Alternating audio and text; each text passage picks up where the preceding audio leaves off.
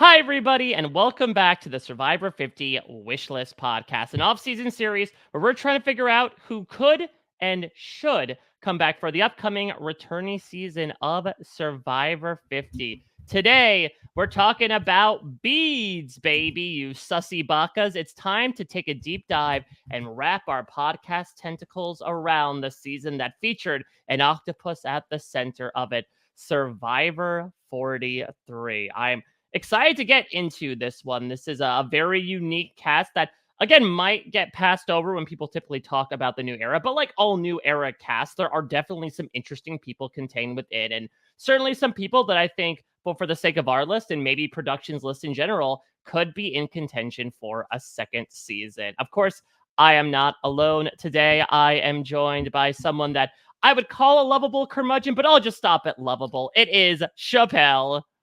Hey, no, you can call me whatever you want. As long as you're calling me to talk about Survivor 43, then I'll be here because this was my first choice when given the options of what to talk about, which season you wanted to talk about, which returnees. I said 43, and I get the feeling there wasn't a lot of pushback. I don't think a lot of people wanted this one.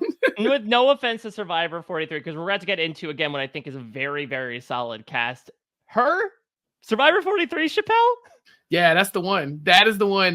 Because I remember, like, first of all, it's so recent, right? So I can really put myself in where I was mentally watching this season. And then obviously kind of the experience of the journey all the way to the alligator of it all, and then the backlash afterwards. It was a very contentious I was off season, right after the show was over. But as far as the cast goes, I felt like there were so many gamers on this cast that I could talk about that probably won't get their due because it's not the most well-received season. And so if anybody's going to give them his flowers, it's me. So that's what I'm coming here to do.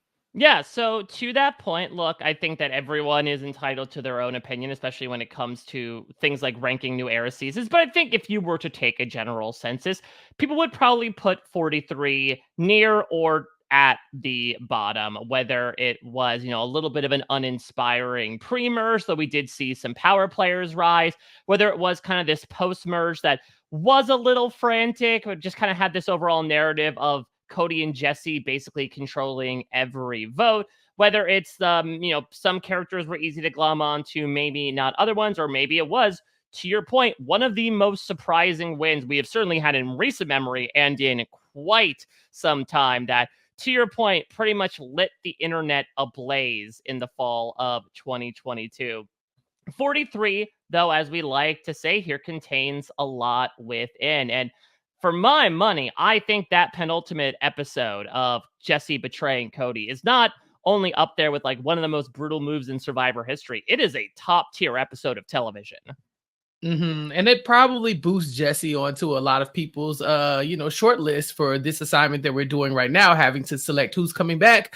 Jesse made a very big name for himself in such a little time with that one appearance on 43. But I mean, the things he was able to do throughout the season made him very fun to watch. And then I think a lot of people were not happy when he didn't win. And so, that might also leave a sour taste in people's mouths. But as far as I'm concerned, once you get to the merge, you got some really interesting people playing very aggressively, and I like it. I like that there was like it didn't feel like there was any straightforward votes where it was just like the majorities was going to pick off people one by one. There was always something. They were always protecting for knowledge is power, which we don't really see anymore in recent 40s. I believe that's the last time we saw knowledge is power. It went out with James Jones. Yeah, and it made the show very interesting. It made a lot of the gameplay a little bit more fluid. There was advantages and idols being hot potatoed around so that people couldn't figure out who had the knowledge of power. There was a lot going on, and they were all playing to win. And so as far as I was concerned, as far as cast people go, like their show in their episodes, the season didn't go as they wanted it to go for the most part, but everybody was doing their best and was playing hard, and that makes them very fun to talk about as a cast.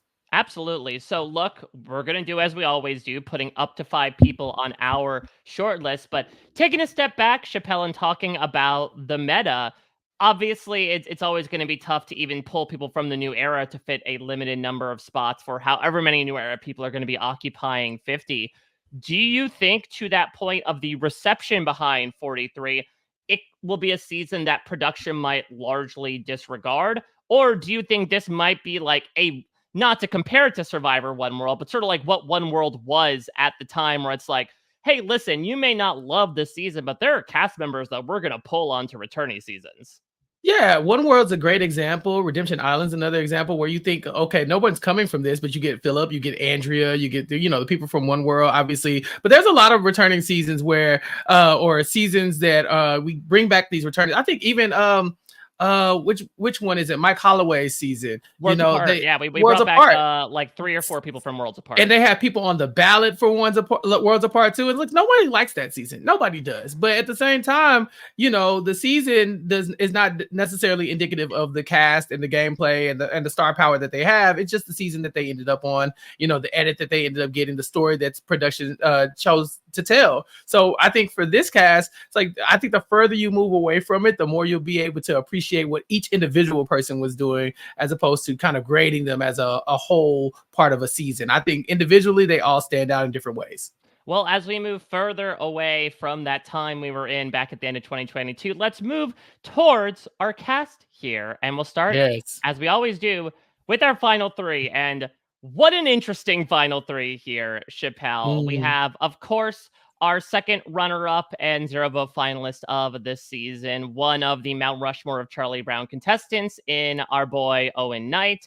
We have Cassidy. I believe she was the fox, right? That was her animal, as she ended up rising to a little bit of power towards the end. Of course, wins Final 4 immunity, chooses not to send herself in, a decision that some jurors will not take lightly, and as a result, loses a bit controversially to our eventual winner as we move from the fox to the alligator. One of the most surprising victories in Survivor history. A guy that went from a pretty disastrous premiere where he actually steps forward at a certain point with an idol in his pocket and says, hey, I'm going to play my shot in the dark just in case you all vote for me. He's able to eventually find his way into a good social footing, to the point that he is one of the people that is largely sort of like sitting shotgun during a lot of these big blindsides towards the end. He holds, albeit for a short amount of time, the fastest fire-making win record in terms of time. But when he gets to the end, it is this sort of enigmatic combo of the persona he had built up to that point with his bonds with the jurors, as well as the way that he expressed his game, which is about this ability to, I had my move, I pushed the Ellie boot, and then I slid back into the shadows and waited for you all to take each other out. So when the time is right, I struck, I took out Jesse, the odds-on favorite to win. And by the way, I'm going to donate all my money to charity. And in an outcome that was incredibly surprising to the other 2 finalists. The surprises kept on coming when Gabler reveals that in the after show. So I think it's only proper, Chappell, that we start with this guy. Gabler, of course, also the second oldest person to ever win the game. Should Gabler come back, he would be 53 years old. But do you think Gabler should come back? That's a good question. I think, as far as I'm concerned, gameplay wise, I think that his game is underrated. I think that just trying as he wants you to. Yeah, well, I mean, he says by design, right? I'm the alligator. I was up, I did my attack on Ellie, and then I hid the rest of the way. And what he doesn't really talk about, and I think he does more in the final tribal council, but I think the subtext there is when he started to hide, he started to make really good relationships with everybody. Nobody wanted Gabler out, maybe because they didn't think he was too much of a threat, but they also knew that they could all work with him. I think some people will say at the final tribal council, like, no, I always knew that Gabler was loyal to my group, even though he was loyal to all the groups he was in. It's just that he was going wherever the power was going in a subtle way that didn't make him, anybody's enemy. And so he played a great game. He ends up winning 7-1. This isn't like some like, oh, well, the jury was torn. We saw both sides. It was like either they hated Cassidy and Owen, which we know they didn't hate them, or, there was something there that allowed them all to say, okay, Gabler brought something to the table that I'm willing to root for, to vote for. And maybe him giving all the money away to a good cause is something that they could all support. He does end up making that donation as well, so true to his word. But as far as I'm concerned, I don't need to see the Gabler game again. I think that he's won. I think the story is there. He was able to donate all that money. If he were to come back and say maybe, oh, well, I'll play again, but under the premise of I'm doing it for me. I'm selfish now. But how do you do that? Like, how does Mike Gabler, who says I'm going to donate $1 million to various charities, do a full heel turn and come back at a second season and be like, this time it's all going right into this my time pocket? it's for the Gabler dollars. Yeah, no, I think that is actually fair. I think if you give $1 million to charity, treat yourself, king. If he wants to come back and win again and keep it, I'd say that exact thing. One Last for time, you, one for me. Right, exactly. You want I gave away $1 million. What have y'all given away? I think at that point, we might be rooting for Gabler to win a second time. Let him get something for himself. But I don't think I need the Gabler story told anymore, especially if his gameplay is going to be similar. Like one thing his gameplay did was it left a lot to be desired as far as showmanship. I think that the show didn't give us an edit that really let you appreciate some of his more subtle moves. We all got the whole Ellie move. He was talking about at the final tribal council. We heard about it. We heard about it since the moment they looked in his bag. He was coming for her. But after he did that, it wasn't a lot like else that he could hang his hat on as far as big moves go. So, if he's going to be playing a subtle game, I don't necessarily need it. I want a little bit more flashy gameplay from my Survivor 50. Yeah, I mean, it'd be interesting if he came back in and kind of played, to your point, more of the pre-merge Gabler game, which wasn't, I would say, flashy and more messy. This was the man that was throwing whole-ass palm fronds onto people as blankets, just waking them up in the middle of the night. And again, that's what made his win so surprising, is that he got so much of, like, the dodo, we have to count him out at it in the first half of the game, that a lot of us did, and probably the jury did as well at a certain point, until it all ended up coming back around and people say, okay, I guess we're voting for Gabler to win $1 million.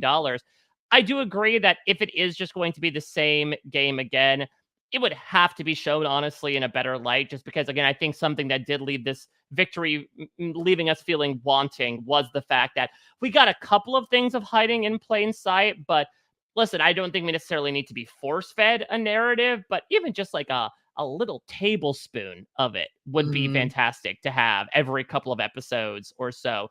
I could see Gabler get brought back. I mean, Gabler is certainly a unique winner, again, second oldest winner, and also the oldest person who has won in quite some time. Somebody who oftentimes I think still is kind of referenced both on the show, hell, his name was mentioned, and the meme of him doing all those shout outs like he's in the Big Brother diary room on eviction night ended up getting mentioned in 46. I also think that, as talked about in the Triple H podcast with Ben Driebergen probably not returning to the show, I think Gabler kind of covers a very similar type of demographic as well that a person like Ben had ordinarily occupied. But I wonder, like, if you're Gabler, I'm sure he would want to come back. But realistically speaking, is there any chance he gets far? Because it's like the double-edged sword, or even sort of like the two-pronged approach of either people will say, okay, your claim that you're going to play selfishly is bullshit. We're not going to let you get to the end because now we know what you could do with the money. And B, your game is for us to underestimate you. Ergo, we cannot underestimate you. We have to get rid of you right away. If it's effective, then they will underestimate him, and they will not get rid of him. They will look at his first game, and they will hear what the people online were saying, how everybody was outraged. How did Gabler win? This is the most surprising victory ever. These people are going to come in and say, he won, but did he win? It was the jury bitter. I think we can let them stick around for a little bit longer, and I think that might be their downfall. But I think that as far as giving us something new, I don't know if that's there. I don't know if we're going to get anything from Gabler that I didn't get the first time. He won the money. He had a great showing. He didn't get one vote against him until the final tribal council. That's it. That's it. So, I mean, what else could he want to do? Does he want to come back and be a challenge beast? Does he want to just come back and prove it to himself that he does deserve that title? I think winning 7-1, I really think there's anything anybody can convince me that I don't deserve the title at that point. But if he wants to come back, I'm sure we'd have him back. It's just, for me, I don't necessarily need to see it. Yeah, that's a good point about how we talk about people like Natalie and Michelle and Sophie on Winners at War being like, I want to play on this season to also remind the audience that I deserved my win. I don't think Gabler is necessarily the type of person to do that. Hell, maybe he does want to do that to prove it to the haters and surprise me in that regard. But I do think that there might be more mileage in talking about the returnee possibilities of our other two members of the final three. Let's start with Cassidy here, because I think Until Charlie showed around with his lovely coiffed hair, I think a lot of people were saying that Cassidy was one of the most robbed second place finishers in quite some time on Survivor. Chappell, is that enough of a narrative for you to buoy her onto the ballot? I think the narrative is fair to, like, as far as like if we're using that to kind of push her story into the next season. Why does she come back? Is because she was robbed and she needs to reclaim what is hers. I think watching her gameplay, I actually don't feel like she was robbed. I feel like maybe the jury perceived her game a little bit differently. We see that a lot of the jury was like, why didn't you put yourself into fire? It's like because she didn't feel like she needed to. Well, if she felt like she needed to, then she would have known that she was not the front runner. Like they're saying you should have done that to help you win. What she was saying is I didn't think I needed to, and I think that there's a disconnect there. If you need to put yourself in fire, that means you're missing something. They're looking for one other thing to put your name on so they can vote for you. And she didn't really quite get to that point where she was able to secure those votes, but she won a bunch of immunities. I think she won at least 2. She won the final immunity for sure. She won. I think she won 3. Yeah, she won 3. Yeah, she wins 3 immunities. She was always in the majority, always on the right side of the vote throughout the game. And so, there's a lot of positives to say about Cassidy. But, unless there's something that she really feels like she could have done differently, like the Spencer narrative where he's saying, the first time I played, I didn't really make any social connections. So now I'm going to let my robot wall down and I'm going to start letting people in. I can make genuine bonds with people. Cassidy didn't seem to have an issue making bonds with people. She was working well with people in the game. There wasn't a lot of people saying negative things about Cassidy. So I don't really know if it was just that something is missing for her game or if she just got beat. And so I don't know. Maybe people would love to see Cassidy come back. I know she has a huge fan base and she was on season of the challenge as well. Yeah, so let's talk about that because I do feel like, and maybe it was sort of like shoehorned into that narrative, but it felt like a lot of her story on the Challenge USA season 2 was related to that. I mean, she brings up that meta of like, I lost when, that put me into a really odd place and that I felt that I deserved to win. So this is kind of like my second chance to prove that I can have it. And she does put up a very formidable showing. She wins a good number of eliminations before she's taken out shortly before the final there. And so I do wonder, like, again, this would not be the case for everybody because not everyone is as reality obsessed as you and I to like have watched both of those shows. But like, for me, I'm like, I wonder if that narrative was already then satisfied on another show, right? It's almost for a reason why I wouldn't necessarily put Chris Underwood back on because we kind of already saw that demon get chased off his back. He proved that he is a worthy winner in so many ways. So from my perspective, I could see like, okay, maybe I don't necessarily need to see that quote unquote redemption side of things or a second chance for Cassidy. But I cannot obscure the fact that, to your point, there are a lot of people that are still fairly fired up about the outcome. I do think her return would be pretty welcome to the show, even if, to your point, is there really anything she can change up outside of like, maybe she ends up becoming a bit more of a bold player. Maybe she is somebody that is going to be much more aggressively making big moves rather than, from what we saw even in the post-merge, a bit more reactionary. Like when she finds out that Carla is targeting her, she adjusts. See, and I would love to see Cassidy maybe hang out in the challenge area. I like that she's a great individual competitor. Like you talked about, she won some challenges in the Challenge USA. She won some individual immunities in this season. And I think that once you establish yourself as a competition beast or a challenge beast on the show, the challenge, I think that starts to build your resume up to the point where people are afraid of you or people want to work with you more. She came in essentially like, oh, this is Cassidy from Survivor. Let's see if we can work with her. People didn't want to. They wanted to get her out. She seemed like a layup, an easy target, and she was just beating them left and right. If she comes back to play, people are not going to be as eager to throw themselves in a one-on-one against Cassidy. They're not going to be so willing to get voted in against Cassidy either. So I think that although she might not have much more to bring to Survivor, she definitely could have a place on the challenge if that's where people would rather see her. Well, let's talk about a fellow challenge beast, if you will. Doesn't exactly reach the heights of Cassidy, but wins a respectable 2 individual immunities and certainly reaches the water level in challenges, considering that he is one of the people to break last gasp. Let's talk about Owen here, our aforementioned lovable curmudgeon. Of course, we love Owen, previous guest, of course, on the Wishlist podcast, and someone that frustratingly so to his many points, seemed to just never really get into the main vein of the game, especially when this post-merge, to your point, was a little all over the place, but was chiefly run by Jesse, Cody, with a little bit of Gabler on the side as kind of a central group and other people kind of joining at certain points. Owen was somebody who started the merge, losing two of what he thought were his closest allies in Ellie and Janine, left out of a good amount of votes. He does have a nice triumphant move at the James vote where him and Noel are able to pull off this fun move where she uses the vote steal on him to make it look like he's going, so James doesn't play his knowledge is power. And so as a result, James then gets voted out with it in his pocket. But it unfortunately didn't create a lot of momentum for Owen from then on out. And sadly, he is shut out by the jury. I love Owen. I think Owen is a very fun character and obviously should get a shot at a season where he gets a chance to maybe be tapped in a bit more to the main group and be a bit more of a mover and a shaker. But Chappell, this is where the new era gets hard because you look at sort of the storyline of Owen, and I'll be cards up here. Are Owen and Jake occupying the same slot here? That's a good point. I mean, everybody was making the Charlie Brown comparison to Owen, and then when Jake popped up, it was immediately shoved, shifted to Jake. I think that Jake's season might have a little bit more representation once all the votes come out, and so that might leave Jake on an island by himself and not the one that I'm talking about. I think that Owen might actually be the one who, since 43 is not so well received, he might have that spot. If you want 43 representation, I think that Owen would be a great spot to start at.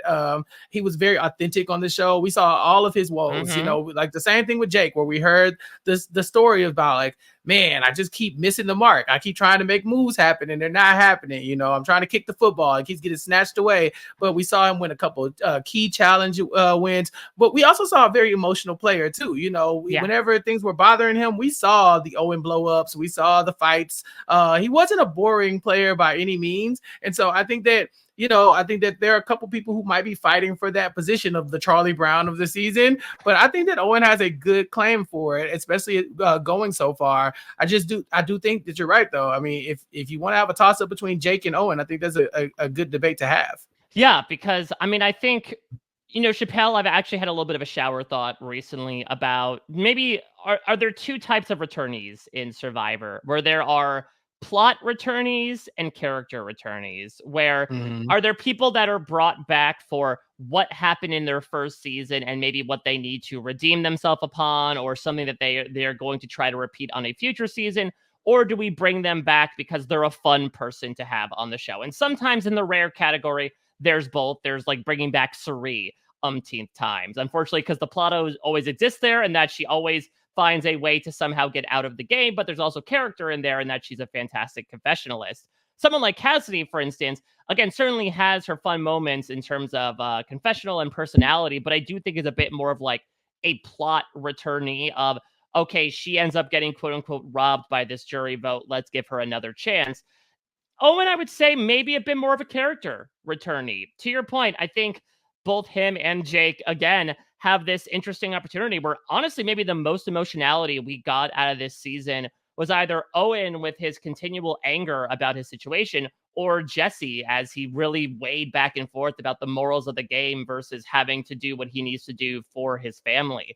And so Owen is someone who also, is incredibly self-deprecating. Is he the one that says in the first couple episodes about how his pee looks like bouillon cubes because he's so dehydrated as he's like carrying the big pot of water back? So I think he'd be a very fun person to bring back. So I would definitely consider him for the short list here. I just wonder, in the grander scheme of things, is there only one Charlie Brown allotted for a Survivor 50? Yeah, and I think that'll probably, I mean, I hate to say it, but yeah, now that you pointed out, I think that'll probably be the question everybody's asking, right? It's like, do we need Jake and Owen? I think that Owen's flaws in the game are a little less self-inflicted. I think that Owen is actively being left out of votes, whereas Jake is maybe flubbing some of them, making some moves that are ill-advised. And so, although that might make Owen a slightly better player in different ways, but not necessarily better TV. You know, maybe people want to see, you know, some of the wackier moments that come along with some of the votes that Jake's assigned to, as opposed to Owen, who can be a little bit more measured in the game. So it's very funny to put them up against each other, but I think it'd be crazy to leave him off the ballot, at least coming from this season. All right, well, let's move into our jury here. And the cast of characters continues, working our way up. I mean, talk about somebody who unfortunately had so many tough things not go their way in this season. Janine, the person who goes out with her whole idol freaking getting stolen out from under her nose without realizing it. We have the Godfather himself, James Jones. We have a meat shield turned newfound Paralympian in Ryan Medrano. We had a Paralympian, going in and coming out in the form of Noel Lambert, our first amputee since Kelly Bruno. We had our resident teenager of the season in pet cremator Sami Leotti. We've got one of the first contestants that was residing in Hawaii at the time of filming in the form of Cody. We have our fifth place finisher here, and one of the biggest strategic forces, certainly in the pre-merge, in Carla. And of course, we need to start with who, in my opinion, I think would be the number one lock to bring back from this season, Jesse Lopez. Give me your thoughts, Chappell. Jesse cool. He cool or whatever. I don't know. I don't know. I'm looking at it. I'm like, do we have many Jesse types? I think so. I think we might have to. He might be fighting for a spot on the ballot. No, I'm joking. I think Jesse. Watch out. He will get rid of you. Those are fighting words. Yeah. Listen, I'm not crazy enough to fake marry him on the island, Dwight. You know, so I don't trust this man. I've seen his work now, you know, but I think that if anybody, like if you told everybody beforehand, there is a Survivor 50, I think they would have all tried to play like Jesse. Survivor 50 is coming and it's an all-star season and you need to get on. How do you stand out? And I think that there were a lot of things that went his way. He was handed an idol that he just happened to get in his hands right before he voted someone out, you know? And then, but I think that there are moments where Jesse stood apart because he was able to keep those secrets. You know, he was able to really form these separate plots as a part of the major alliance, but also within that alliance to pick off some of his bigger threats, including his number one allies whenever that came up. And so I don't know. I think Omer played a really amazing, great game in 42. I think Marianne played an amazing 42. And then Jesse showed up and everybody's like, well, damn, you know, what are we going to do here? So I think if he wants to come back, I don't think there's any world where Jesse doesn't get voted back on into Survivor 50, not from RHAP at least. Like he's getting in. Yeah, absolutely. And also, again, I was really hooked by his personal story as well. You know, that this was a guy that kind of came from the wrong side of the tracks and was able to find his way in this world. It's not too dissimilar from the situation he found himself in on the island, where he found himself at the center of basically every vote every time that he was voting, and he was the one making decisions, but he had to make these really surgically precise cuts that sometimes came at the cost of getting rid of a NECA who was close to him, getting rid of a Dwight who was close to him, getting rid of a Noel who was close to him, and most prominently getting rid of a Cody who was close to him. I said this before and I will say it again, and I say it lovingly. I know he doesn't like this adjective, but Jesse is to me the most vicious player in Survivor history. Again, this is a guy who got Janine's idol from Dwight, voted out Dwight, did not tell Janine, and held on to the idol so that he was guaranteed to play it at the final five to make sure he made it to the final four. This is a guy who, again, had his closest ally's idol in his hands and decided to use it on Owen and then vote out his closest ally. It's absolutely wild what this guy was pulling off. And the fact that things kept coming back to him time and time again, I think spoke to the reputation he had built up for himself as well. And of course, again, the partnership that he was maintaining with Cody. And again, we talk about narrative. God, there is so much that is there, right? Again, between him weighing his morals as to like, I don't really want to do this. I like these people, but I have to if I need to bring home this money for my family. That will obviously continue into a second season. Whether it's I got so close, I was the one to win it all, and I lost out due to fire making. That is appeal. Whether it's like, okay, I learned last time that one big mistake can screw you over, even though, again, I think it was less so a mistake and more so just like he had two forks in the road of go to the end with Cody or don't go to the end with Cody, and he chose the latter. I think there's a lot of appeal there as well. To me, Jesse checks all the boxes of what you want in a new era returnee. I think the one exception is like, I don't know if he's the most outlandish personality, but he's still captivated me this season.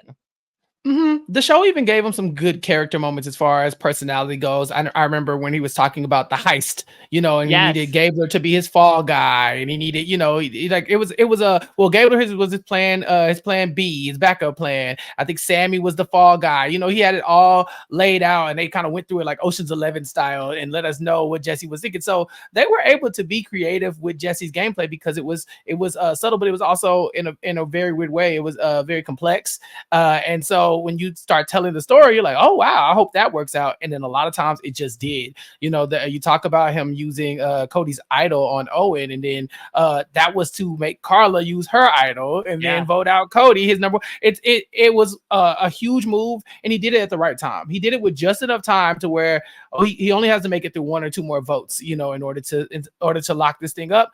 And it was a very respectable and fun game to watch. I would worry if I was him about coming back on to a second season, because not to jinx it, but if you watch 43 and think, oh yeah, I'll let Jesse get to around like final 7, final 8, and he'll be like, and then we'll get rid of him, you're probably crazy. You probably should rethink that because I think the target on him would be massive. I mean, the good news is he could say, look, I didn't win any challenges. I didn't win fire making. Like, if you let me near the end game, you could take me out right there. And that would be their mistake. And also maybe the hope would be that he'd probably be surrounded by other people who also has the reputation precede them. And maybe, again, his personality is able to have him slip under the radar.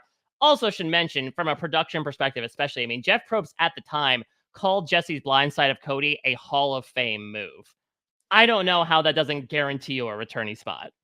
Yeah, he's gonna get the call. The move with Cody was so cutthroat because he was sitting right next to Cody. This wasn't I'm sitting around like I'm looking trying to figure out who did this. He looks directly at he had to make the move in front of him, and I think that's a lot of times we don't see those betrayals happen so outright in front of people. I think we see it in the voting booth. You do a vote and then I have to figure out wait who flipped. But him taking that idol and Cody watching his idol get played. He's like, hey, that's mine. Well, as Jesse plays it to save the person that Cody voted for, it is very cutthroat. And I don't think I can't think of a nastier move, just a move that was just so grimy, but also so effective. And he did it to somebody who I think could respect the move. I think Cody, the way he received it, it was very he's definitely sent him off with some FU Jesse's, in his exit confessional. Yeah, but, he flipped the double bird. He did, and Jesse earned both of those birds, and probably a couple more. But I think Cody was one of the people who could probably look at Jesse and say, that was a game move, and I'll get over it. If Jesse had made it to the end, I have a hard time believing that he couldn't have gotten the majority of the votes and won. All right, well, let's move one step to his right and talk about the person that went out right before him in Carla. Carla is so interesting, Chappell. Yeah. It's really like a tale of two seasons for Carla, where she is like the person on Coco in the pre-merge. The idols this season were through the bead collection, where you had to coerce your tribe members to give over these random beads that they were each allotted. And this was tailor-made for Carla. She was such a social force on that pre-merge tribe. She was always in the know. Everyone was gravitating towards her. Her, Cassidy, and James pretty much controlled that tribe throughout the couple votes that they went to. When it gets to the merge, maybe it's a little shakier, right?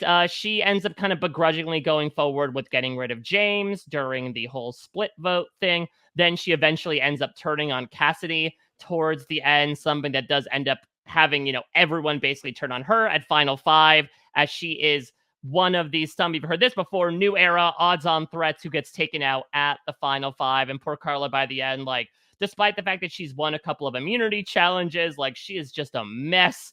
Physically, she's got bandaged legs, bandaged hands, and so she sent a little hobbling out of the game. And it was not, and I think Carla would say this herself, the most positive way for her to leave the game. Of course, one of her infamous final conversations with Cassidy, where she basically says, listen, if you get rid of me, there's a chance that the jury might not vote in your favor. And certainly, she has her reasons for why she ultimately voted for Gabler. But I do feel for one reason or another, some of her game is kind of broad brushed with the label of what those last couple episodes were. To your point, being forced to waste her idol due to being spooked by what Jesse did and then getting voted out and having her jury vote, which I think maybe unfairly encompasses what was a solid game up to that point.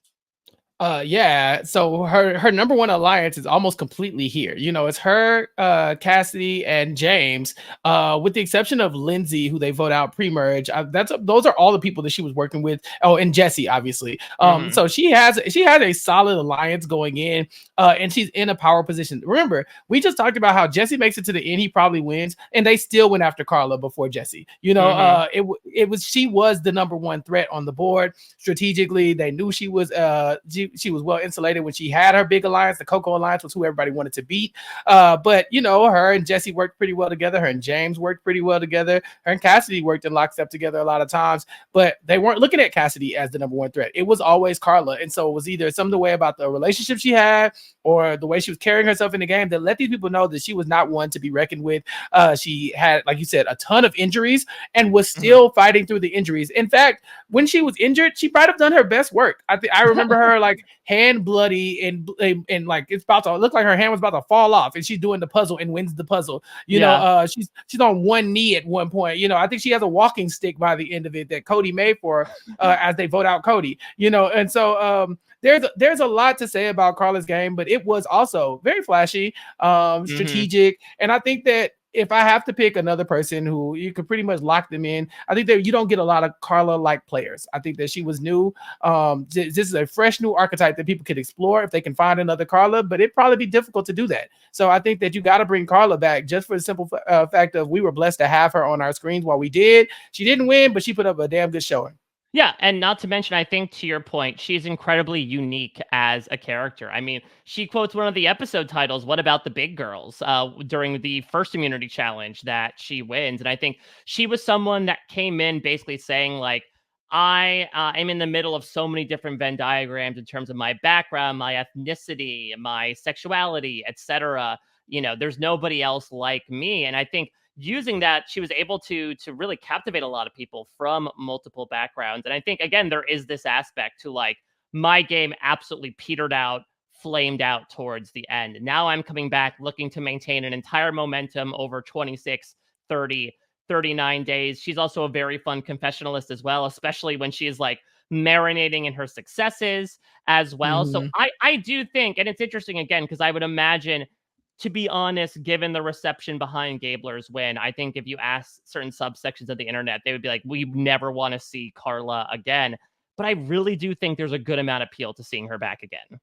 Yeah, and I think if they leave out that confessional or that conversation between Cassidy and Carla, where Carla says, you know, if I go out, people might think that you were riding James in my coattails and you don't have any real moves. And it would be awful if you made it to the end and no one gave you any credit. And then when Cassidy makes it to the end and nobody gives him any credit, you look at that conversation Carla had and say, oh, well, is Carla part of the problem? Does she poison the jury? You know, we'll see a little bit of that in Survivor 46 with a couple other players, Maria and Charlie, and how that went down. And so because of that, I do think people had a sour taste in their mouths from Carla. But I think that that's a small change. That's a small change in the edit that really did color the way people were looking at her in the season. Because prior to that, she was ferocious in the game. And I think that people are dishonest if they don't think she was, and that she didn't deserve a time to play again.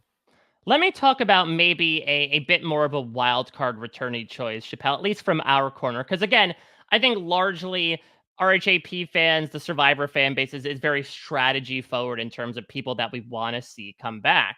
So you might be surprised when I say I think there is a very healthy chance we see Cody Assenmacher on our screens again. Again, we talk about the unique personality. This guy, despite the fact that he's from Iowa and moved to Hawaii, very much embodies that Mahalo energy. He is so laid back. I mean, got living tattooed on his ass. That just kind of shows how much of a little bit of a wackadoo character he is, but not like so brazenly cartoony as maybe some of the other wackadoos we speak about in the new era. He was someone that was certainly crafty. He was the first one that had to encounter the bead challenge and utilize Jesse's help to help get everything in time. So he had his vote in time for his first tribal council. He was athletic enough to win, you know, some immunity challenges. And that all culminated in him getting blindsided at the final 6. And it's really interesting because, again, this is all about narrative. I think the way the story was being told to us, we might have said in that moment, Jesse, what are you doing? If you go to the end with Cody, you clearly win because you're shown as having more strategic content. We're getting to know you more than Cody. But I think the reason why Jesse does what he does is because he felt there was no other opportunity to take out Cody. Cody would assume that that idol would be returned to him proper for Final 5, the last time idols could be used. He'll probably use it. And then Final 4, given his background, he probably stands a fair chance of either winning or winning fire making.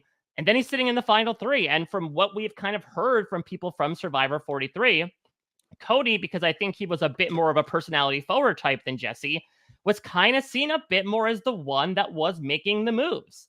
And so, again, Jesse had to make this decision based on the perceptions that he was given, that if there was a time to get rid of Cody, it had to be now. But I think, honestly, the primary reason why Cody would come back is, yes, he does have some character to him. But again, going back to plot returnees, would the producers feel like they're leaving money on the table by not having Jesse and Cody come back together and seeing what happens in part 2?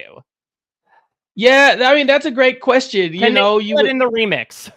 Yeah, and you know what? Honestly, it's like I'm torn because you would want there to be some type of tension. You know, can I work with Jesse this time? He voted me out last time. We saw Cerise saying that same thing about Amanda. Like, she chose Parvati over me. What's going on? You know, and so maybe Cody does come in with the narrative of, yeah, Jesse and I worked closely together, but I'm watching him this time. You know, and then that's an interesting story to tell.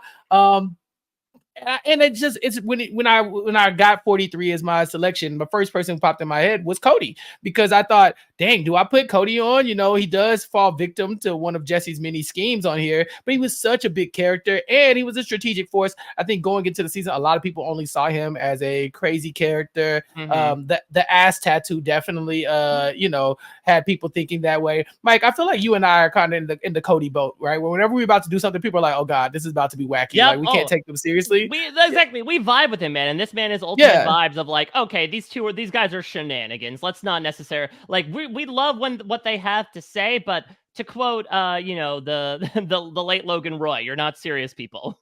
We are unserious people, right? And I think Cody falls in that category as an unserious person at first glance. But I think that we see him very early on making moves. He was in control of the pre-merge on his tribe along with Jesse. They had NECA in their alliance. They swapped out NECA for Dwight at a certain point. But he was the one who designed Justine Brennan's exit. You know, he says, "Oh wait, you're a salesperson? That's enough to get you voted out," even though he works in elevator sales, whatever that means. So yeah, Cody from beginning to the end delivered. And again, he didn't win. He didn't even make the final episode. However, I think that being that he was such a star throughout the entire season, it'd be hard to leave him off the ballot. Not to mention, he is part of a move that is still talked about to this day, right? Like, yeah. I love Eric Reichenbach, but the tide that lifted that freaking boat to put him on another fan versus favorite season is what he does in that penultimate episode. And so many people talk about Jesse and Cody. And so I do think, as much as it spelled disaster for his game, him being linked to that massive betrayal really increases his chances of returning. Oh, absolutely. It's one of those moments where it's a star-making moment for both of them. You know, Jesse gets the credit for the move, as we will see the Black Widow Brigade get credit for Eric Reichenbach. But at the same time, we talk about Eric Reichenbach probably more than we talk about the Black Widows, you know, because he was the victim. He's the face of it. And I think Cody, in a way, is the face of that betrayal. And it goes to show you, too, that your number one ally in a lot of seasons, you can hand them your idol and not have to worry about it. But in a new era, that's a little bit more dangerous. We'll see in 43 and even later on in 46, too. All right, let's talk about Sami here, because Chappell, throughout this process, and especially as we got into the era of Survivor where they're casting like 19, 20, 21-year-olds, it's like the Simpsons meme with the sheep, as like they get progressively cuter, and we feel like Survivor producers are saying like, screw off Will Wall, up yours Michael Yerger, Sami is our new hotness. He was only 19 when he played, though he did lie about his age, and he was certainly an agent of chaos in the beginning. Though maybe like Carla, it falls a little bit off towards the end. He actually probably has one of the more whimper over bang exits in the post-merge of Survivor 43, where it's just a pylon vote where he plays his shot in the dark and like basically everything kind of converges onto him. So What do you think, Chappell? Do we think we want to see a 21-year-old Sami Liotti? Should we reincarnate his game, much like the pets that he is bringing into the afterlife? I will plant my flag. Sami is the teenager that we needed. He is the one. No, Mm. so Will Wall gave it a good shot. Michael Yerger, good showing. Sami is the one. Sami is the one we were promised. I think that Sami's game is so fun. He does not ever the Will Wall's struggle was that because I need to take control of something. I need to do something here because no one's going to take me seriously. Sami starts flipping and flopping right around the merge, and he just never stops. They all vote him out because he's so erratic. They're like, we can't trust him. He's burned everybody. And his play to play the shot in the dark, it wasn't like a normal shot in the dark play where it's like everybody is whispering, no, you're fine. Don't play your shot in the dark. We're going to vote for somebody else. Sami comes in and announces, I'm playing my shot in the dark. So we can come up with another plan right now, but I'm playing it anyway because I can already tell my back is against the wall. Y'all aren't trusting the kid anymore. But he did such a good job. And I don't think if Sami makes it to the end, people are questioning, is Sami old enough or mature enough to get the money? Now, that might be a question that they should be asking because at 19 years old, that's a wild thing to give somebody. Yeah, well, wasn't it his final words that he wanted to talk about getting a Tesla with the money? Yeah, he said, I really like Teslas. My mom's not a fan of that. And so maybe giving me $1 million is not the right thing to do. And to which point he's probably correct. But at the same time, I think that if he gets to the end and says, I'm 22, blah, blah, blah, and then after they give him the money, he reveals he's 19, people would be shocked. I think he carried himself pretty well in the game.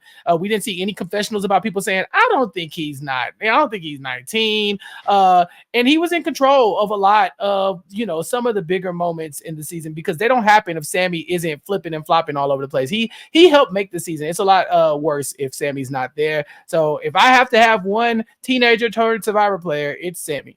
Yeah, and I think he could sort of represent that dynamic as well. Now it's tough because he's 21 now, as it's sort of like the child actor growing up. Is he comparable to someone like Xander, who was 2 years older than him than he played? But also the fact of the matter is we might be looking at 47, 48, 49, might have teenagers on that season that would kind of set the season ablaze and probably get cast over Sami. But he does feel like the placeholder young contestant that production would want to see back. This Patrick Mahomes lookalike might find himself in the Survivor Super Bowl of 50. He's the one. I'm telling you, I've seen these other teenagers play, and they wish they could do what Sami does, and he does it well when he's doing it well. Eventually, he does run out of runway, but it was a very fun game to watch, and I think he's also a great character. I think that he put up a valiant effort in his first time out on Survivor, and if he were to come back again, I could see him doing better. Let's talk about Noel here, because Noel is just such a triumph of a presence on Survivor. Just watching what she was able to do again, jumping off that box, with her prosthetic, and of course the challenge that she wins epically, in the episode that she ends up getting voted out in, right, where she comes from behind to win that trip to the sanctuary where good things happen.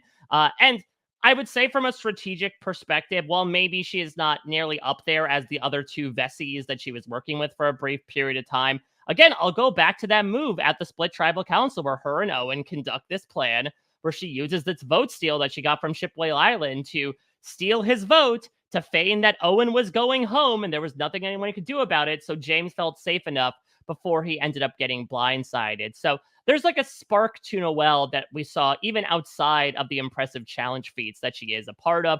Of course, again, she is somebody that, like Ryan, will serve on the Olympic team at the Paralympics this year in Paris. Best of luck to her and Ryan. Do you think Noel is somebody that production would want to see come back for another lap around the track, if you will? I mean, Noel being an Olympian automatically just makes her so much fun of a person to think about on Survivor. She's done it already. She's now going back, like you said, going to Paris. So if she comes back, Olympic gold medalist Noel from Survivor 43, who wants a second shot at this, I don't think Survivor is going to deny her. I just don't know if she's at the top of their list. She had of all the flashy things that we've talked about throughout this post-merge game. I mean, every character that we've talked about thus far, we've had just crazy things to say about them. Jesse, Carla, Cody, Sami.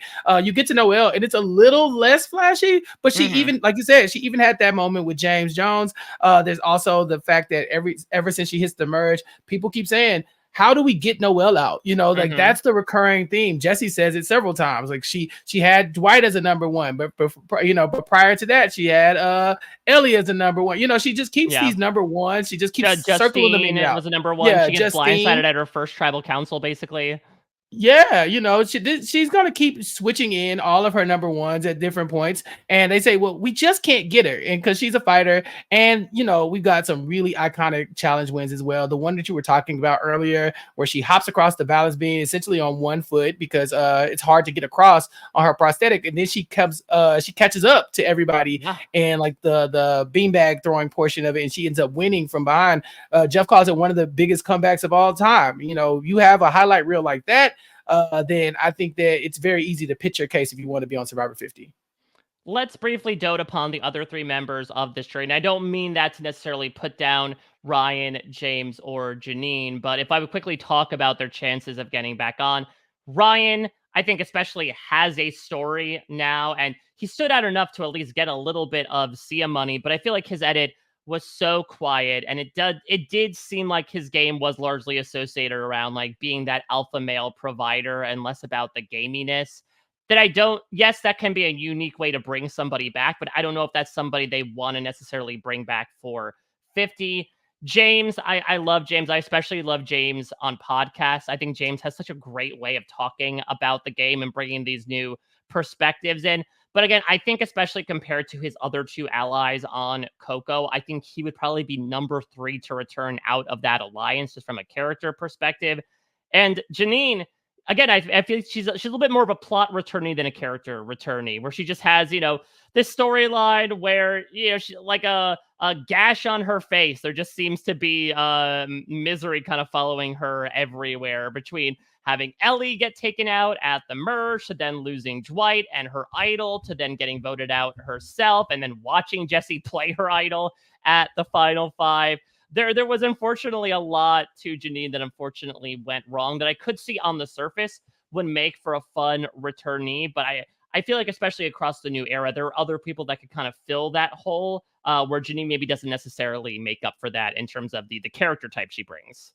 Yeah, she's Charlie Brown too. She's Charlie XCX Brown. It's just like because she Just a comes into the brat. merge. Yeah, she comes into the merge and she can never get anything going. Even in the pre-merge, honestly, the stuff with Gabler and Ellie and going through a bag. Janine is trying to bounce back from that and getting blindsided left and right. At some point she's just begging, please, just let me in on the plan, please. And so I don't think she did enough to where people are going to be clamoring for her to come back. But I think if she comes back, she has a good story to tell. Same thing with James Jones. He's just the fallen person from that alliance. They get him out relatively early. The show shows us like he kind of starts feeling himself. We see that him and Owen get into it a couple times. Oh yeah. But we do love a character, and James is definitely that. He has some strategic chops we saw in the game. But ultimately, as a Survivor character, I'd love to see him play again if possible. I just don't know if he's who people are going to go to initially. But I'd love to see James on. And then Ryan, to your point, he was big on the providing portion. We got a lot of fishing and stuff from Ryan, but I think you can get that from a lot of different players in the new era now. A lot of players that are like, oh yeah, I went out into the ocean and I really enjoyed it, but they can also bring the strategic element that I think Ryan wasn't really involved in. And so I highly doubt I'd see these 3 back, but any of them would be great on TV again. And I think if I had to pick one of the 3, it'd probably be James Jones. I would agree with that. And yeah, for Ryan's archetype, it's safe to say there are plenty of fish in the sea. And let's keep fishing, Chappell. Let's talk about our pre-merge here. Now, I have said this in a previous New Era podcast, especially, that I feel like from 41 through 46, it's going to be very tough for a pre-merger to make it onto the ballot, maybe let alone onto the season, just because, again, the cast, and especially those that make the jury, can be such powerhouse characters and players. But let's still entertain the options here. So working our way up, we have our Rainbow Queen first boot in Mariah. We have the aforementioned Justine Brennan. We have NECA, who ends up getting taken out by her closest allies due to, unfortunately, not doing terribly well in the challenges. We have Lindsay, who is seemingly in the in Coco, where it's like the women and James, but she gets so, at least from our perspective, riled up with paranoia that her own alliance takes her out.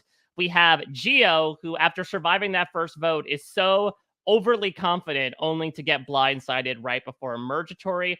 We have our Mergatory boot in Ellie, who was a huge character this season, someone who was this early power player on Baka, but then her and Gabler go from tight allies who bond over their mutual quote unquote love of metal to basically oil and water, to the point where Gabler's going to go after Ellie immediately, and it causes her to be the Mergatory boot. And then someone who is, of course, near and dear to both of our hearts, Chappell, in the form of Dwight Moore, who experienced an on-island divorce, an on-island robbery in the form of Janine's idol, and so much more. Who do you want to touch upon from this group? I do love Dwight. I do love Dwight. If you know, it's gonna be hard for Dwight to make any one of these casts, and because he is a pre-merger. But I mean, not a pre-merger, but he's pre-jury. But that said, he probably should have made the jury. I think this is when I started to really see the flaw with Dwight going out with in the spot that he went out in, because I'm like, he was right there. He should have been on the jury, and I think we'd be having a different conversation. And this was also that weird challenge where they partnered up, and like he didn't even make it. No, I think maybe he did make it to the final stage of that last challenge. I'm pretty sure it was yeah, it was like him, Cody, maybe Gabler, definitely, because he was the one that won it, and like one other guy, maybe Sami. And Owen, I think. Yeah. So at least Dwight had a chance to like fully compete in his final immunity challenge. But I think that, I think Dwight was a fun character. I just don't think that, I think he gets lost in the cast. I think that, he becomes one of Jesse's early victims, and I guess even his vote out is kind of entertaining, but I think the bigger story from his vote out is that Janine's idol will go home in his pocket or not, and then Jesse will run off and take that to the end. Wasn't that such a fun week in Survivor history where we were all really led down a certain path? And Dwight roll back the tapes. Dwight was incredibly good at double talk in the exit press that he conducted with a bunch of us. Not saying explicitly like, oh, Jesse held on to the idol, but he also didn't explicitly say, yup, I was voted out with it in my sock. He more so referenced details that basically led up to that moment. It just goes to show the trickiness that this guy would bring as a habitual storyteller on Blood on the Clock Tower.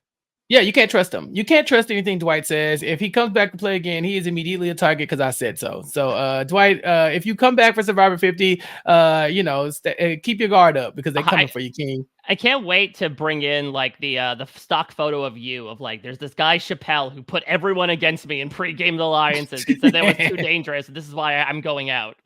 Oh, if that's what I'm doing, let me go talk about Jesse a little bit more. I can sway things. Yeah, your power, man. So one of the other pre-mergers that I really want to talk about here is Ellie, because I think out of the 7, again, she is the biggest character. She undergoes basically a several episode arc of, again, the mover and the shaker who seemingly decides the Mariah boot in the first episode to basically having everyone turn on her at Mergatory due to Gabler spreading all this stuff. A lot of like shaking up pressure basically from the two of them throughout the pre-merge, where they don't go to tribal council again after this first vote, and it just leads to so much conflict between the two.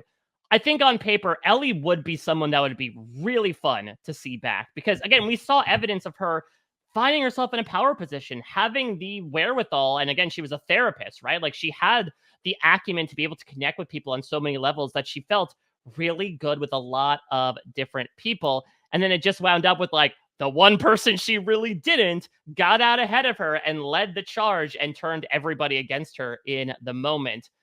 The unfortunate news, Chappell, is that I'm not sure if you remember, and I am going to shock you when I say that there was somebody from this season that was maybe unfairly maligned by the fan base at the time, and that was Ellie. If you were online at the time, Ellie did receive a fair amount of criticism during her time on the show, and she was not having a great time by the end of the experience. She is somebody who, doesn't really have much of a social media presence, but from what I've been told, has kind of largely left the show behind at this point, kind of moved on with her life. So, and maybe this is making a huge assumption, and maybe if people can dispute me in the comments and say that no, Ellie really does want to play again if asked, I would reconsider and maybe even give her a wild card spot. But I do think, Chappell, she is a rare new era returnee who would not want to return again.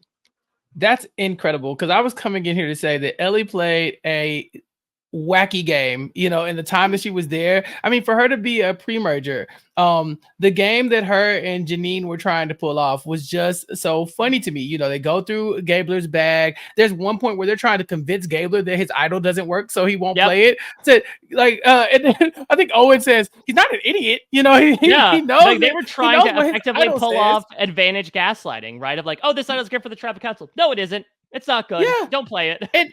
And we see them celebrating, like, oh my God, he's totally gonna go for it. Like stuff like that. It's a flawed Survivor game, but it's fun to watch. It's fun to see people make big swings, and then sometimes the swings don't work out. And so Ellie's moment with Gabler lives on all the way to the end of the season. It is literally Gabler's like crowning achievement is I got out Ellie and then I hit again. And from there, people were like, oh yeah, good enough for me. So Ellie's tied to Gabler in a way. And I think that people are not fair to people like Ellie who come out and try to give us good TV, good, like maybe not the best strategy, but they try to make this whole thing entertaining for them and for us. And had that worked, we'd be talking about Ellie in a completely different light. Yeah, absolutely. Not to, again, broad brush any of the other people in this pre-merge. Again, I really thought there was a lot of appeal in people like Lindsay and Justine, those that I think on paper were kind of primed to go far, but got taken out for one reason or another. Someone like Mariah, who, again, just like really stuck out from a personality perspective, obviously quite a literal, colorful character. Someone like Gio was like, in a time where maybe the show wasn't necessarily characterizing people as quote unquote villains, maybe the closest to it besides like the whole James and Owen altercation of just, again, someone that was very confident in his position in the game deceptively. So again, I just think that you brought up a really good point earlier that like Dwight is somebody that is very fun, you know, in a silo almost, but when you put him against the rest of this cast, especially when it comes to the task of having to put only a select few on this list, unfortunately, they don't really measure up. Yeah, the only one of the people you've named so far that I'd probably stump for. I mean, I have a little bit of soft spot for Justine because I feel like, you know, what are you gonna do? Cody just completely just made you a target for being a salesperson. There's been a billion salesmen and salespeople on Survivor, and you're the first one who I've ever heard that used as a selling point to vote them out.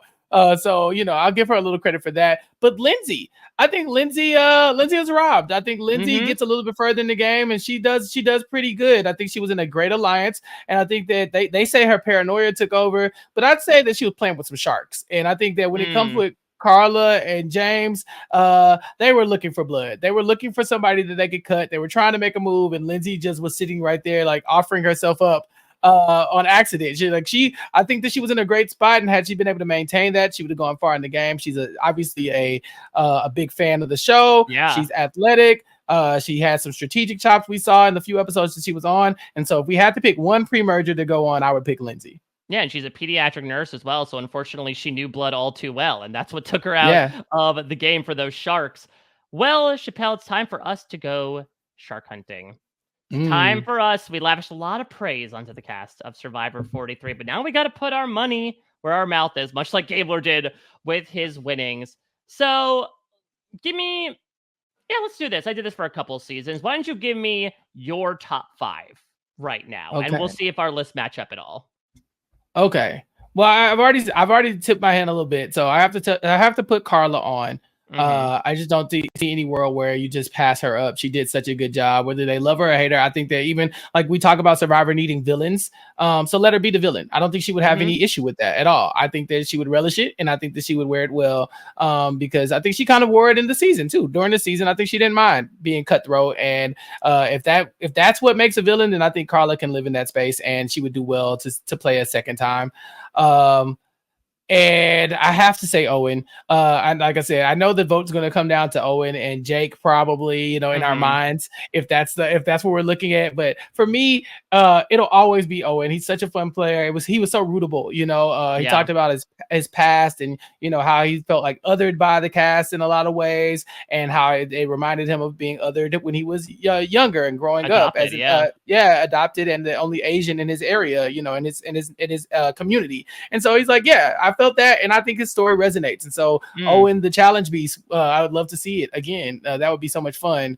Then it gets a little bit more complicated because I'm struggling with Cassidy. I am, because like I said, I think she's just better suited on the challenge in general. Like I just think that's where you will want her. And I've already said that if I have to pick a teenager, I'm going with Sami. So I think I'll go with Sami for that spot instead of Cassidy. As what's that, number 3? Yeah, so that was assuming that you had Jesse in as like I didn't say that. Okay, interesting. Yeah, so if you have Carla, Owen, and Sami, that's 3 so far.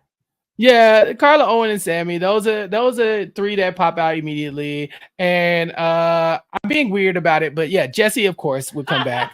I think that's safe to say. You were trying to pull up a blind side on his level. I just wanted to see if like how long he gets through this without like throwing something through the window. Like Chappell, really? But yeah, Jesse comes back as well. I mean, who put up a better showing than Jesse without winning? I can't think of a person right now. And then I think that's 4. Like I said, at that point, I think I'm kind of on the fence. I don't know if I should. I guess another thing that we really haven't talked about is that the majority of the women of this season go out pre-merge, and it really makes the jury segment a little bit one-sided. So it's like we don't have a lot of the huge characters on the women's side. I would like to put in a couple more of them, but I think they get overshadowed by some of the flashy gameplay of the other people in the top 5 or in the top 8, I guess I should say, after Noel goes. So I'm stuck. I think I'm stuck at 4, Mike. Yeah, that's the thing is that really for me, it's picking 5 out of the top 8. And again, I mean that no offense to Gabler and people who finished 9 through 18, but that's what it really comes down for me. I can agree about Owen, Jesse, Carla. I think those 3 we can officially lock in.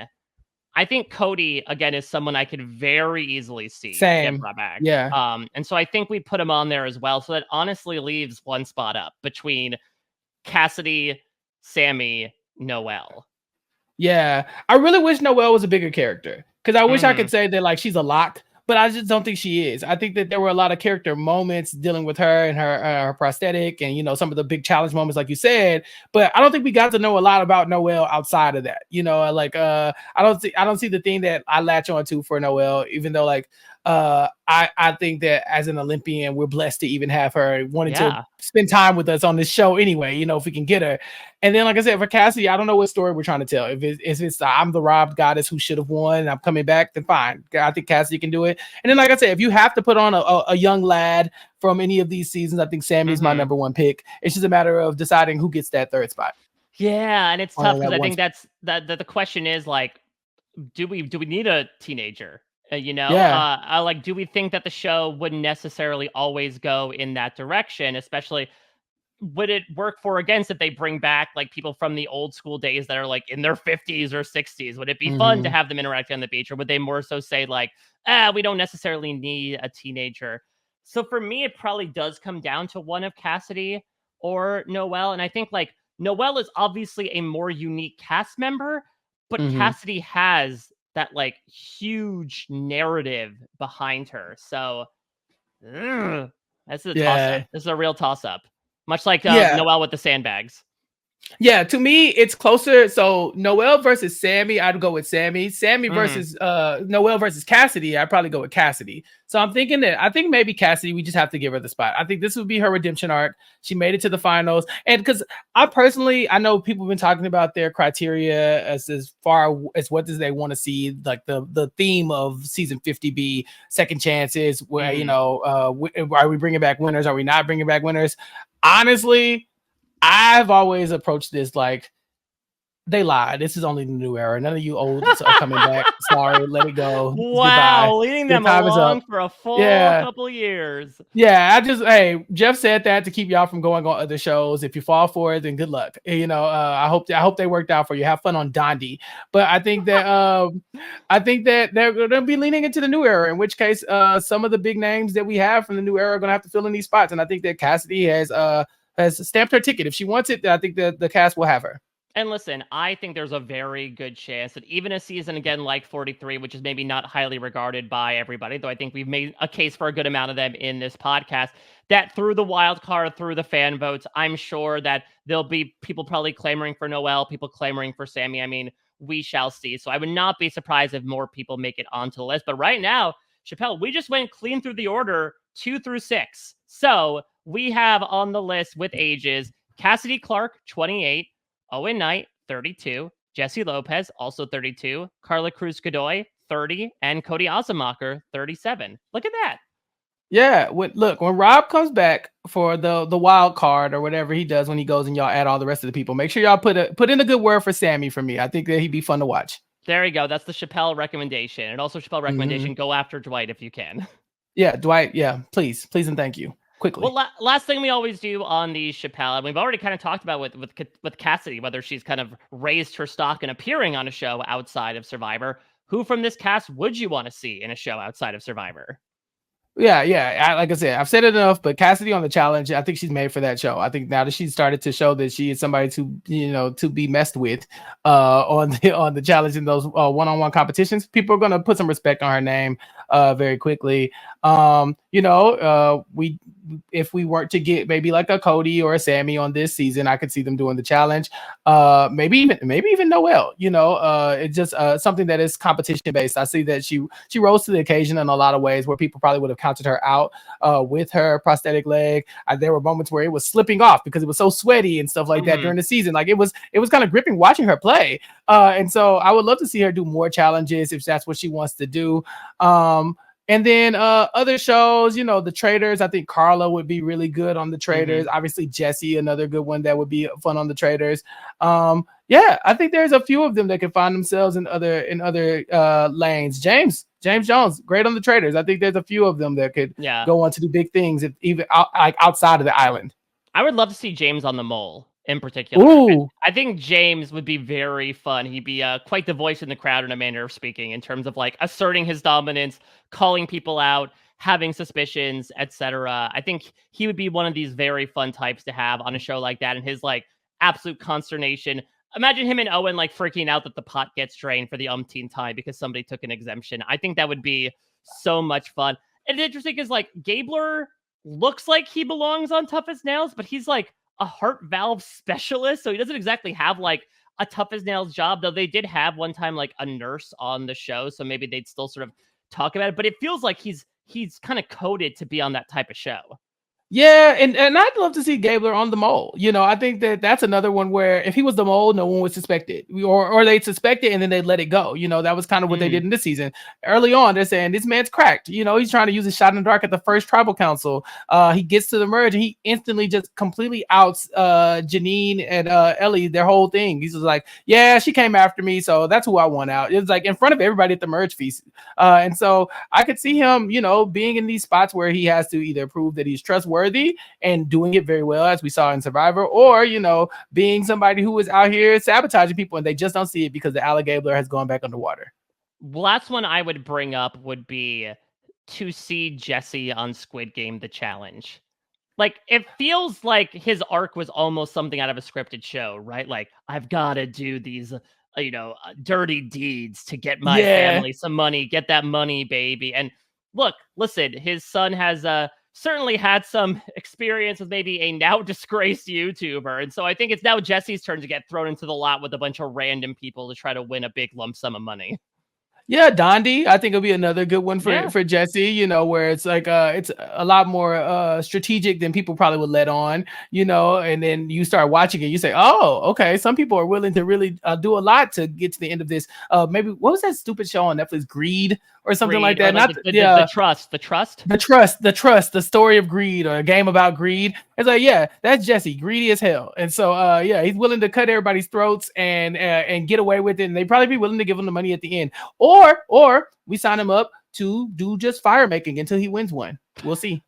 Just put him out on the island. That's it. You know what? It's just a live feed of a stationary camera filming him 24 hours a day as he tries to make a fire. It's like the ultimate Sisyphus for a modern day. Yeah, he says, look, he's not bad at fire. He was just worse than Gabler. But since Gabler, we've seen other people who would destroy Jesse in fire. Yeah, Heidi. What is he going to do against Heidi? So I just think that Jesse has a lot of things that would lead me to want to see him on television again, and he can just choose where that is. Well, this was an absolute fire podcast. We've had some kindling to the short list in the form of putting on Cassidy, Owen, Jesse, Carla, and Cody to the wish list. Tomorrow, season 44, one that is full of medevacs, including the earliest one in the show's history, romance, alliances of kooky characters running things behind the scenes, and one of the most unique winners in the show's history. I'll be joined by my partner on the B&B, Liana Boris, and it only makes sense given that is a very comical season to talk about the fun and games that exist within 44. Chappell, is there anyone from 44 that would make your personal cast list of who you'd want to see on 50? Oh yes. So many, honestly. Well, I said that I don't really think they're gonna go pre-new era, and that's great for me because that means we can have winners on, and seeing Jam Jam again would just be perfect for me. I love Jam Jam so much. We will also see the first of two-time player Bruce in that season. You mentioned him once, but Bruce as an all-star just makes sense to me. He just feels like one of those players. Like the first three-time player in the new era would be great for Bruce. But there's so many other great characters on that show. You and Liana are gonna have a great time, or have had a great time recording that, so that it can come out tomorrow or after this week. Who's to say? We're living in a loop right now. But Chappell, believe it or not, actually, this podcast is the beginning of the final week of these wish list podcasts. I cannot believe it. We are barreling down to the end, and what a way to start this. For anyone who had a case of the Mondays, I hope it was promptly cured by the podcast today that we did. Chappell, thank you so much and bringing your excellent self to these podcasts as per usual. You have so much going out there. You are as washed with trinkets as Jesse is with idols in terms of podcasts. What do you have to plug for everybody out there? I have a question. Did y'all put the War Dog onto the ballot? We have not put the War Dog onto the ballot. Oh, okay. I have the inside track because I talked to him recently on my podcast, Recap Kickback. He came on to the House of the Dragon coverage that I do with Mari Forth over there. He was our dragon expert, and I asked him during that podcast would he come back for his Survivor 50, and so he had some interesting words. You have to go check that out on Recap Kickback. Yeah, go subscribe to the podcast, recapkickback.com. Go to youtube.com/@recapkickback to keep up with the entire Recap Kickback playlist where we're talking about House of the Dragon right now. We have Abbott Elementary coverage on there. We've done some recent Olympics conversations with LaTanya Starks. It's been a lot of fun. And so people can check that out on my podcast, Recap Kickback, at recapkickback.com.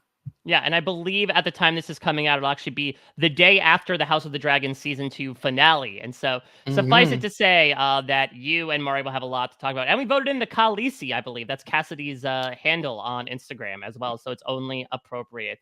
Well, you can check back in with us tomorrow as our barreling towards the end continues with Survivor 44. I'll be joined by my second and third stooge in the form of Liana Boris to break it all down. Cannot wait. Thank you all so much for listening. As per usual, let us know who you would want to see from Survivor 43 on the ballot in the comments. Until next time, everybody, take care. Bye-bye.